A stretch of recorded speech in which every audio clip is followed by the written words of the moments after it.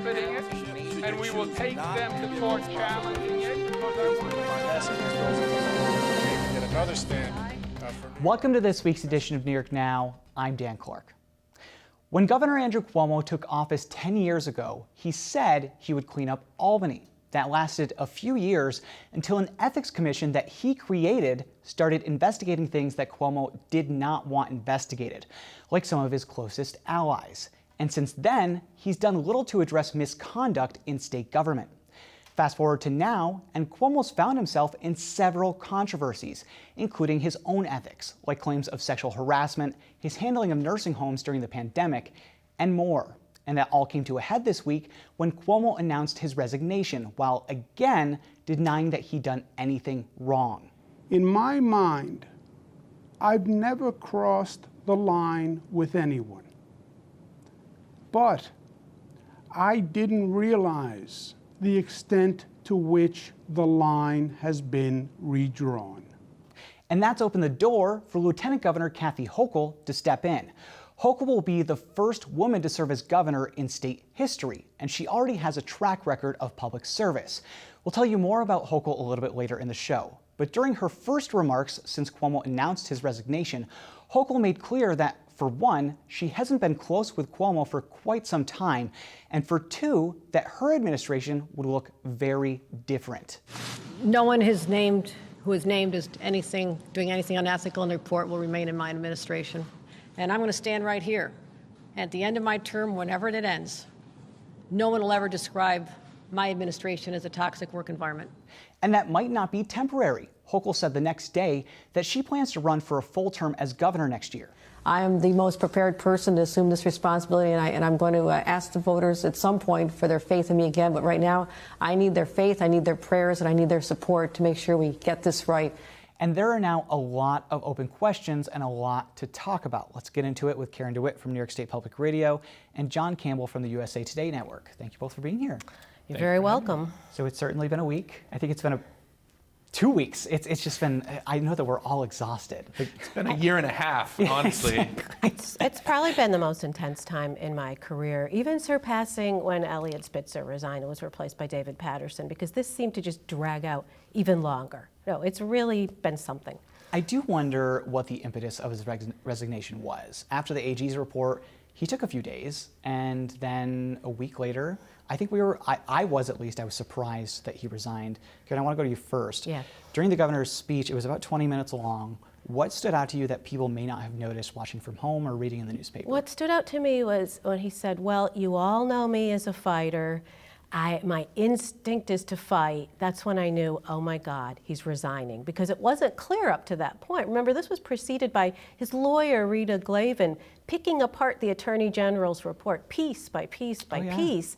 And then he came on, started talking about how, the report was all politics and he was a victim. And I thought, oh boy, he's going to fight. This is going to go on. That's what I thought. Yeah, probably till the eve of the Assembly drafting articles of impeachment, which is the track that they were headed. Mm-hmm. But I guess, on Monday, way back on Monday, Carl Hastie said, I'm not going to make any deals with the governor. It looked like impeachment was going through, and his top aide, Melissa DeRosa, resigned Sunday night. And I think the governor, who did want to fight on, realized it wasn't going to work. The dominoes certainly fell. Yeah, it was just going to get worse every day. John, what do you think? Well, I think, one of the things that I think a lot of New Yorkers probably saw clips of the governor's speech or maybe saw the governor's speech in full. But like Karen said, it was preceded by a half an hour of his attorney by name calling out the accusers and picking apart their stories here and there that, the members of the press certainly watched. So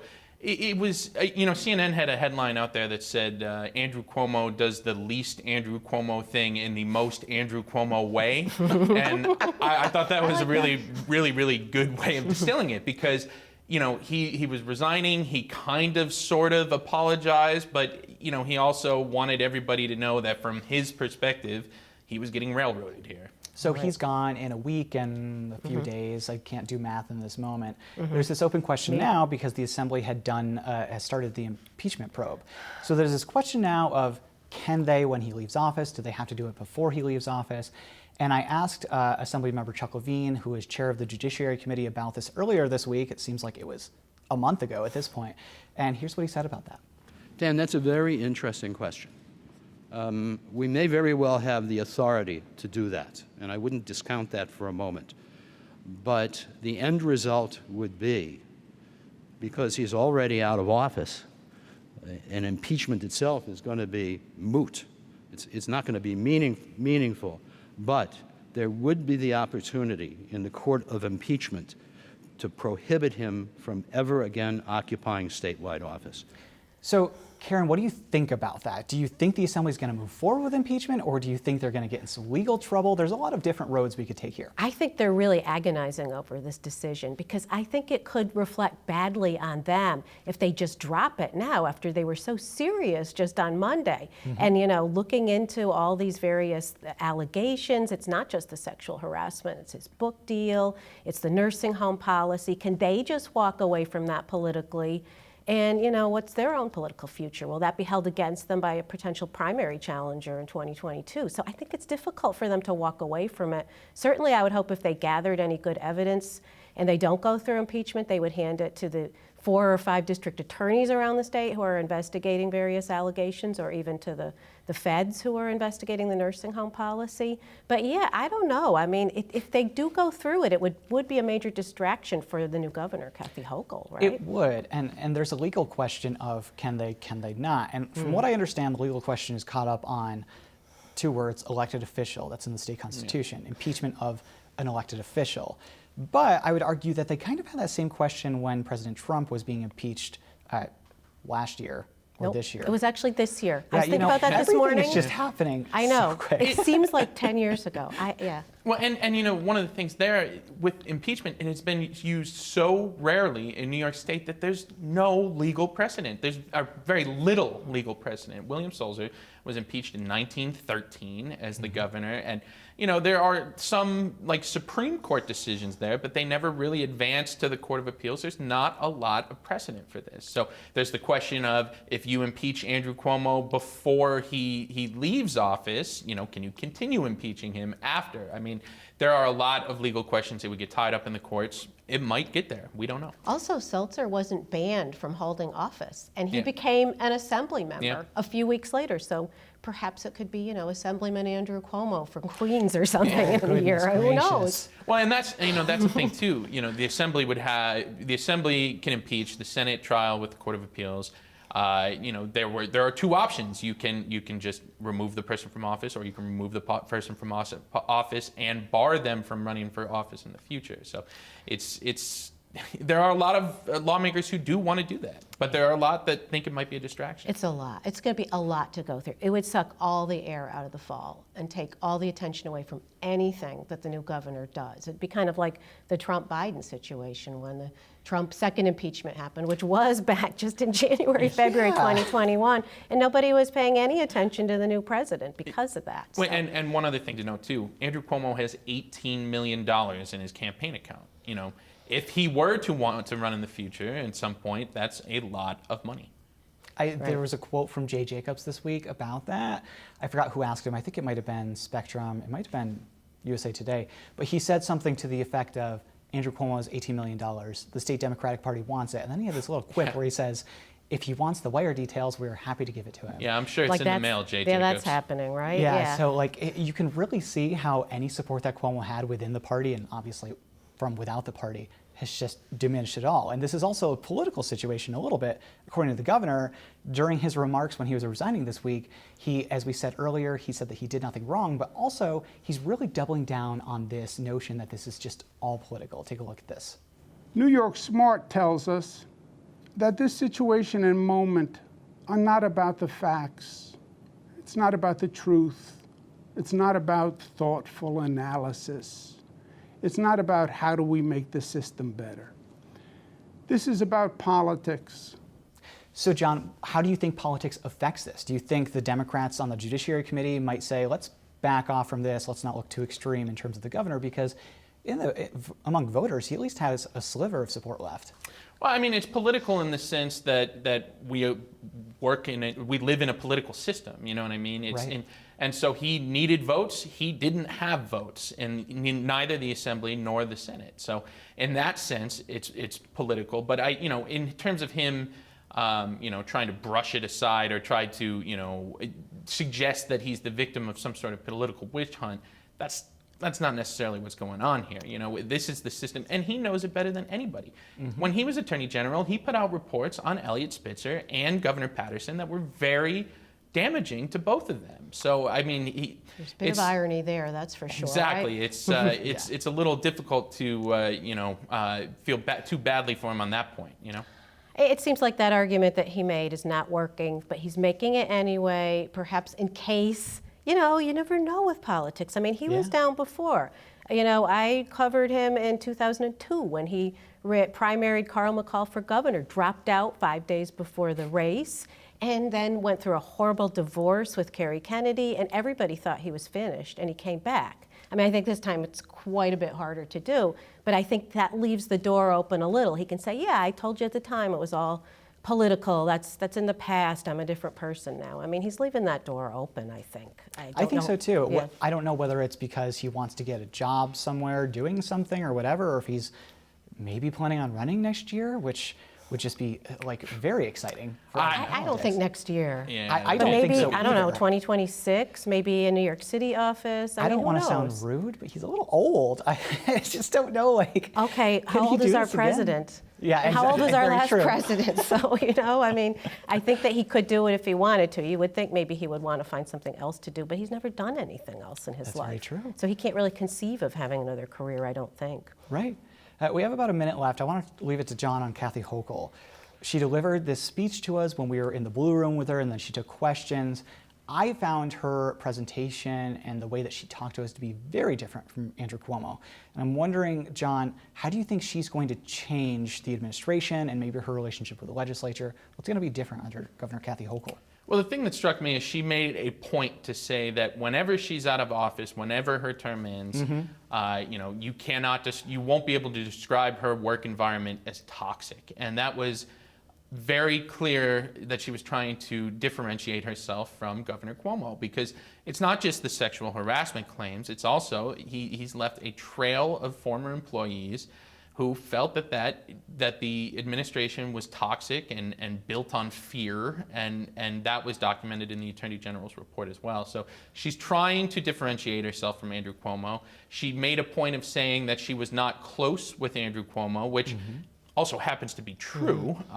So that's very beneficial to her at this point. Well, I'm excited to see how she's going to interact with us in the press, but also excited to see how she interacts with people around the state. I think the governor's gone through a period right now where he has stopped traveling so much, except for when it's politically convenient. So we'll And he was see. never out and about the way she is. She's much Exactly. better with people one-on-one, I think. Exactly. So we'll leave it there. Karen DeWitt from New York State Public Radio, John Campbell from the USA Today Network. Thank you both so much. You're welcome. Thank you. So as we talked about, there's now this question of, will the Assembly still consider impeaching Cuomo even though he's leaving office? And we're expecting an answer to that question next week when the Assembly Judiciary Committee meets in Albany. But Republicans on that committee and some Democrats say the impeachment investigation should continue, given that it covers more areas than just sexual harassment, like the state's handling of nursing homes, Cuomo's pandemic memoir, and a lot more. Assemblymember Mary Beth Walsh is a member of that committee.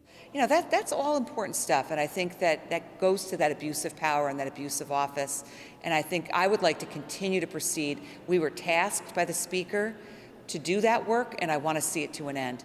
So for more on all that, I turned this week to Assembly Republican leader Will Barclay.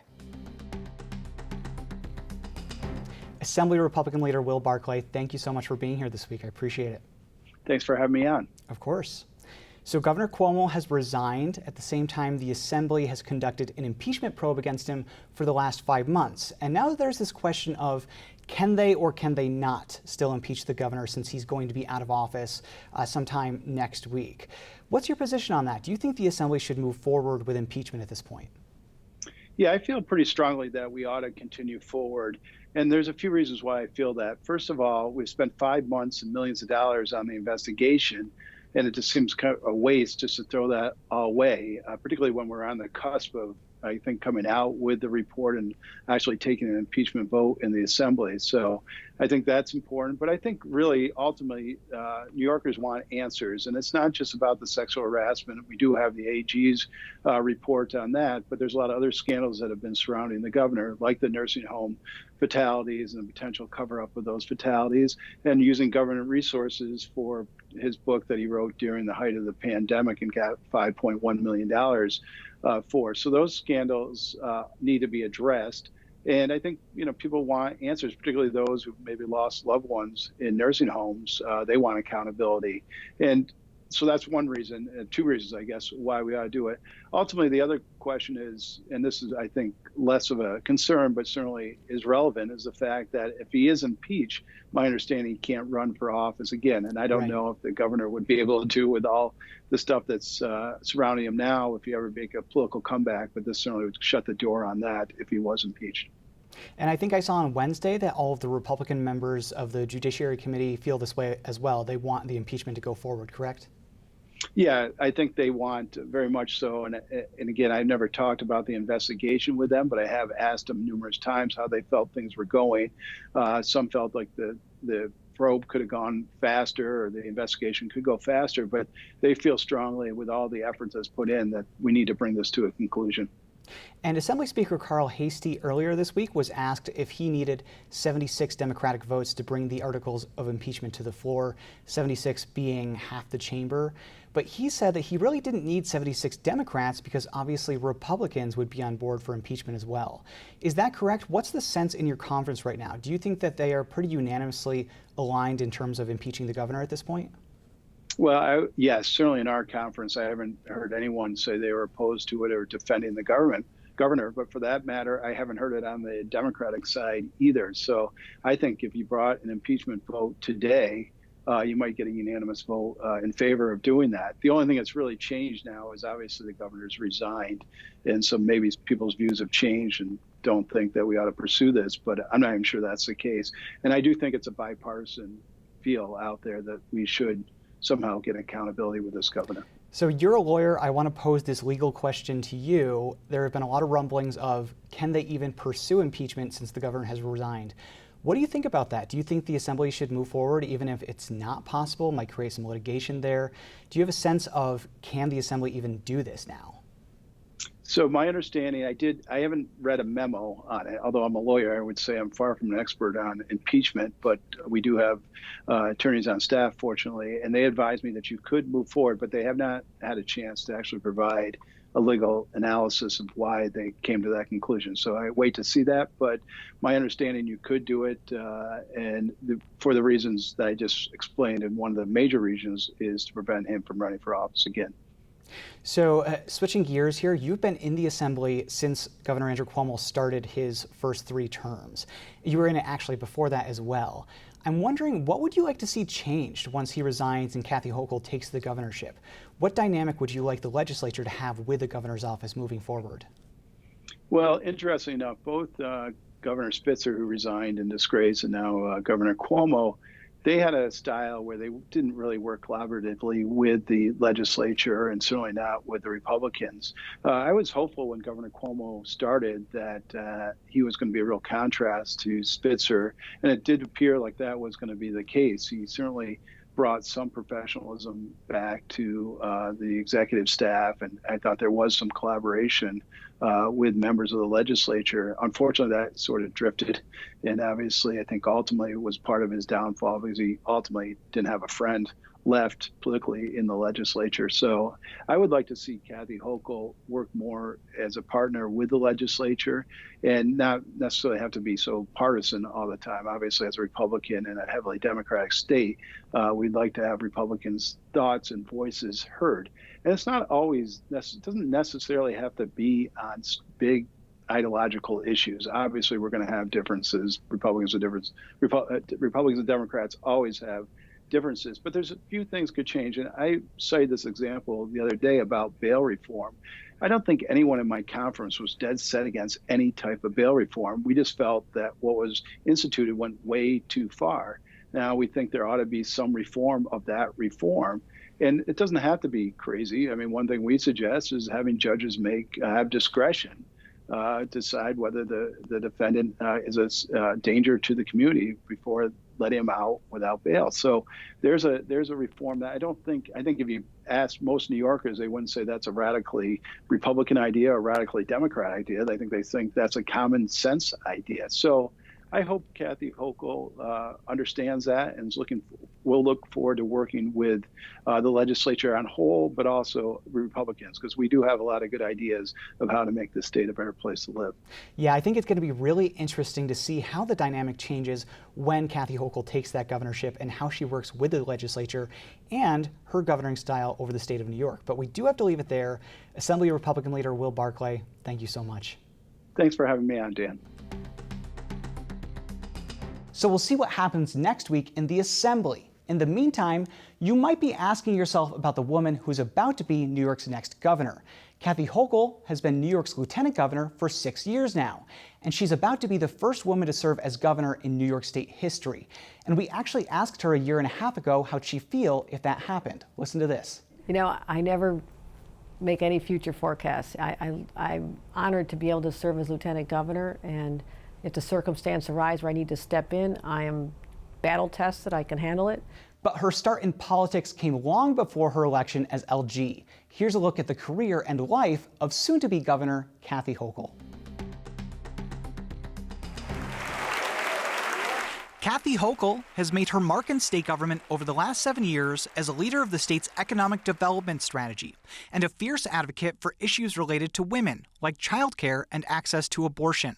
Here she is 2 years ago at a Planned Parenthood rally after the legislature approved new protections for abortion in New York. Because, yes, we're proud to be in New York, and yes, we can sit back and say we did a great job here. Hochul was selected to be Andrew Cuomo's running mate in 2014 after then-Lieutenant Governor Bob Duffy decided not to run. It is my honor to nominate and introduce to all of you for the very first time our next Lieutenant Governor, Kathy Hochul. Hochul was thought to provide balance to Cuomo's ticket. She's a native of Buffalo, where she still lives today, and Cuomo lost that part of the state in 2010. The pair won the 2014 election by more than 500,000 votes and were re-elected 4 years later. Today, the people across the state of New York have sent a message loud and clear. They want Governor Cuomo for 4 more years. But before she was elected to the state's #2 job, Hochul already had history in New York State politics. She was elected to Congress in a 2011 special election in a district that was considered safe for Republicans at the time, but lost the seat a year later. Before she was in Congress, Hochul served as Erie County Clerk for 4 years, and sometimes took positions that didn't line up with the Democratic Party. At the time, for example, she was opposed to allowing driver's licenses for undocumented immigrants. Her position changed in 2018, when lawmakers were considering the issue at the state level. And what I would say is I was an elected official in Erie County. I represented the people of that district, but I would say today with respect to the driver's licenses, it is a whole different era out there. That was 11 years ago. Hochul got her start in politics when she won a seat on the Hamburg Town Board in Erie County almost 3 decades ago. But her interest in public service dates back earlier, to when she was an attorney working in the office of former U.S. Senator Daniel Patrick Moynihan. She ended up leaving the job not because she wanted to, but because she didn't have access to child care at the time, which is still one of her top issues. I had children 32 years ago working as a young staffer on Senator Daniel Patrick Moynihan's staff. I was an attorney. I loved my job, but the hours were crazy. I mean, we would work morning till night, and sometimes we literally pulled all-nighters when they were in session. You have a child, nobody to watch the kids. I didn't have parents, I didn't have family, I didn't have a support system. I was from New York, I'm down in Washington, and I literally had to walk away from that. And I tried to start a little business at home, a little consulting business with a second baby at home. And I had a tiny house next to my washing machine and dryer. I set up a little desk, put a couple toys under it, and that was my office. And you could hear my kids. I'd be on the phone with a client, and I'd say, oh, that child care center down the hall is too noisy today. It's like, those are my kids under my desk. Born to a blue-collar family in Buffalo, Hochul married Bill Hochul, who eventually went on to serve as a federal prosecutor.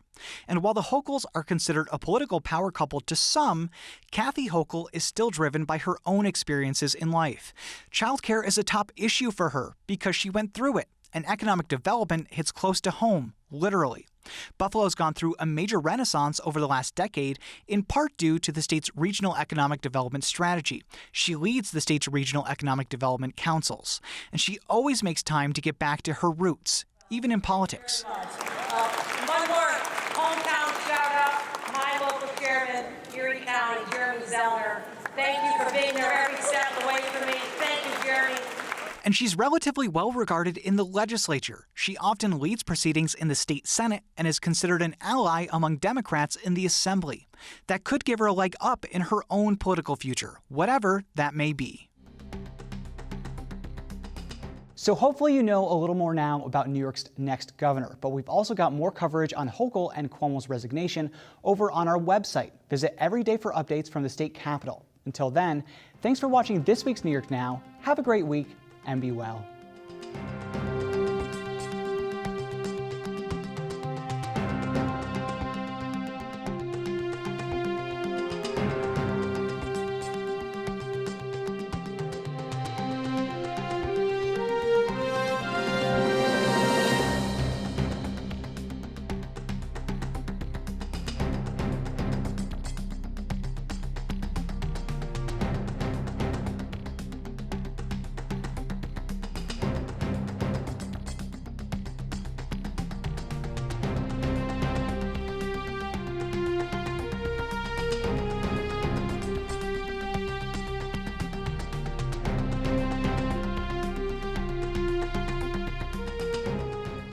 Funding for New York Now is provided by WNET. And by the Dominic Ferrioli Foundation.